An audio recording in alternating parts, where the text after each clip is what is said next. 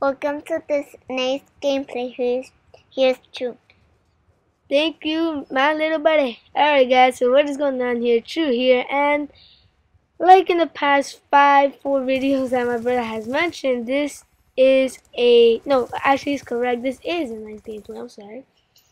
And I'm sorry that I'm uploading this pretty late, is that I was chilling with the family, and basically doing everything that I wanted to do this past weekend, and finally I have accomplished it. So yeah, so here, this is not my gameplay. This is Drager 15, also known as Mr. Killer Clown, and he's doing the demolition game here on the map Turbine. And I just want to say, everybody, that this man goes beast mode against these players. He actually goes up and on a 41 and 9. So that's his average KD at the end of the game.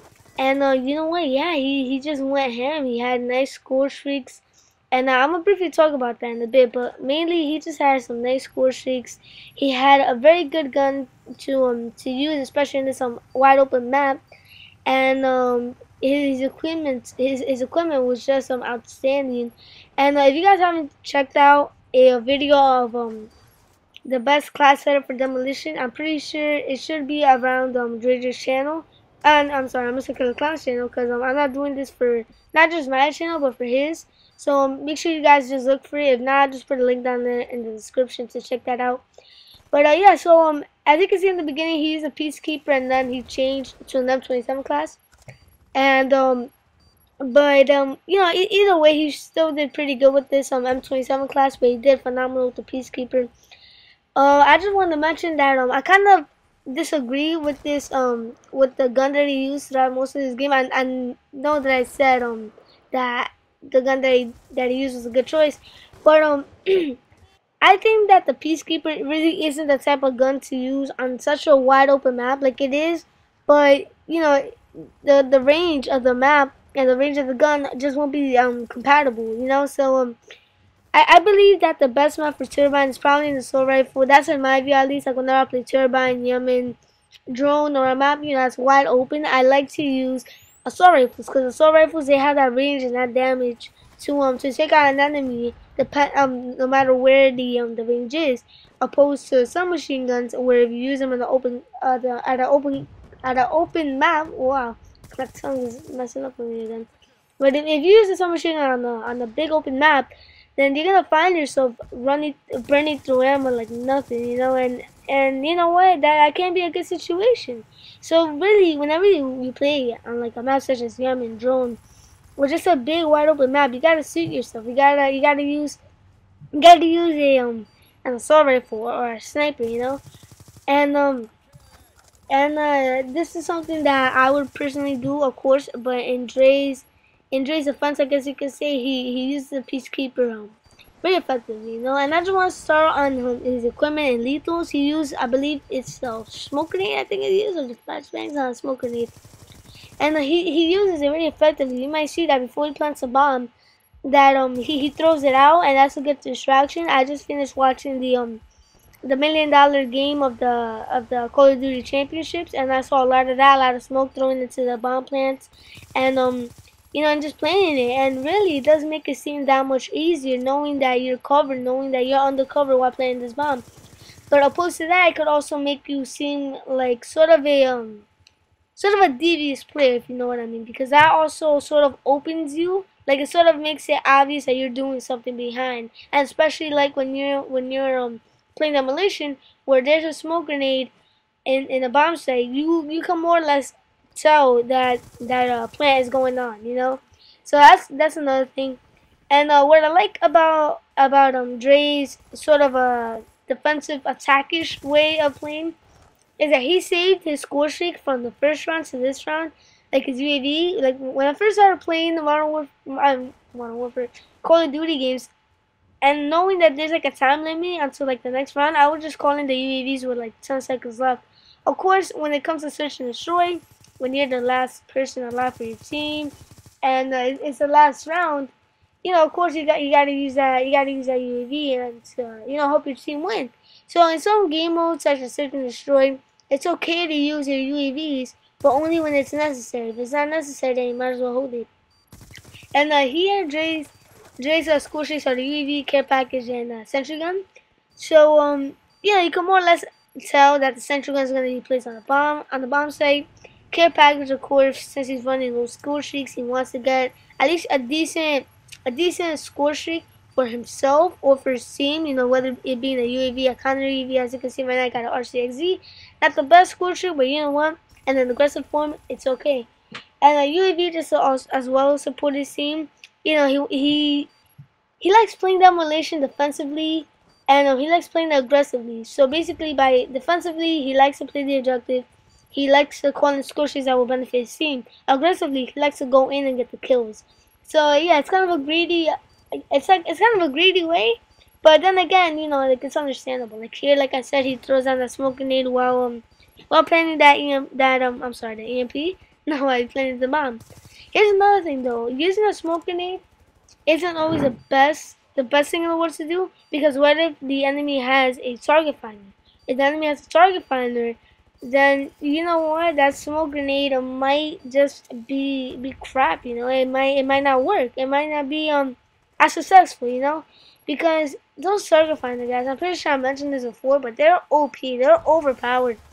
It sees you through like smoke, and like when you show up a peak in those like crosshays in the middle of the target finder, you're screwed. Like you're gonna obviously, like the player using the target finder is obviously gonna see a like a sort of squares going on the edges of the site, and you know what? That's like an alarm saying, "Hey, I know that you're there, and I'm gonna get you." And you pop back out again. And yeah, so you know, it's kind of understandable. I haven't seen any MLG player in the Call of Duty Championships use a target finder, and I don't know if they sort of restricted it or if they just didn't decide to use it. Personally, they restricted it as a good sign on the Call of Duty Championships, because those things are just so overpowered. They should restrict it from the game. Period. You know, I do not want to see that in the next Call of Duty at all. I hate the target finder. I never used it. Never will use it, frankly. And one thing that I sort of want to point out is that he hasn't called in his RCXZ. And I kind of don't really know why. Like right now, where there's just a few seconds left on the clock, he shouldn't have called it in. But when he's planning a bomb or he wants to defuse a bomb, he should call it in and just use it, you know. And here, this is just the last minute for the other team.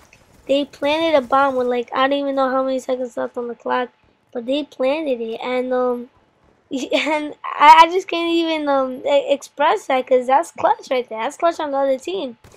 And as you can see right now, Dre is using the sniper. He's trying to play defensively. He's trying to play aggressively at the same time. I like that playing style. Whenever I play in the team, I want to see that playing style, not just from me, but from my teammates. Because I understand that it can't always be a one-man team. It has to be the whole team itself. But sometimes they're just people that play to troll. Which, of course, you know, it's always fun, but you know what, like, especially, like, when you're, like, in a clan, like, a Optic clan or a FaZe clan or something like that, you want people that can be there, be your right-hand man. You want a person that you could tell, listen, I'm going to plant this bomb, I'm going to capture this flag, defend me, you know? His perks that he's using is flag jacket, which I always say in my videos, so like I said, it's going to go up on Dre's channel. If you are new, subscribe to Mr. Killer Clown's channel, and subscribe to my channel, 317 Gamer. Link will be in the description below. If not, just look me up, I guess, on these featured channels. But as I always say on my class setup videos and in general, Flag Jacket is amazing for search and destroy, demolition, any objective game mode. It's just awesome. And here he dies because of a noob coming around through that little alleyway. Yeah, it's acceptable, as you can see. You know, of course, mistakes happen. And I think his next is perk 2. I think it was toughness. Once again, on my channel, I always say that toughness is a beast. And I kind of mentioned this a little late, but he picked up that escort drone, and you will see how he goes on a nice little streak with that escort drone up in the air. But anyway, and of course, tactical mask. Tactical mask is another thing that I don't really use that much, but I think I'm gonna start using it after seeing this gameplay. Tactical mask, it's sort of like, it's kind of like engineer, but you don't have to look out for the stunts, for the shock charges and things like that. Because with engineer, you actually have a decent idea of how to dodge or where to dodge the equipment. But here, with tactical mask, you don't have to worry about stunts or shock charges. You just run through them knowing that knowing that you're not gonna get affected, you know. But here's one thing. I think also that tactical mask is a bit overpowered because I don't know, like it doesn't like with the shock charges, it doesn't give the person that has tactical mask now one little stun, you know, like it should at least be like for a second or two, you know, because when I run into a shock charge, I just get stunned for like a while. And same thing with the EMP grenades. I also think it's a little overpowered, but what are you gonna do? You know, it's just things in Call of Duty that we can't really fix, but we could just brag and complain about, I guess. So here we have about 30 seconds left of this gameplay. Hope you guys enjoyed it. If you guys are watching up to this point, because I know it's kind of a bit of a long video. If you have, click that like, click that like button. I'm sorry, guys, my channel is acting up today. But click that like button, hit the subscribe button on my channel and on Mr. Kid the Clown channel. And I think that's all for watching.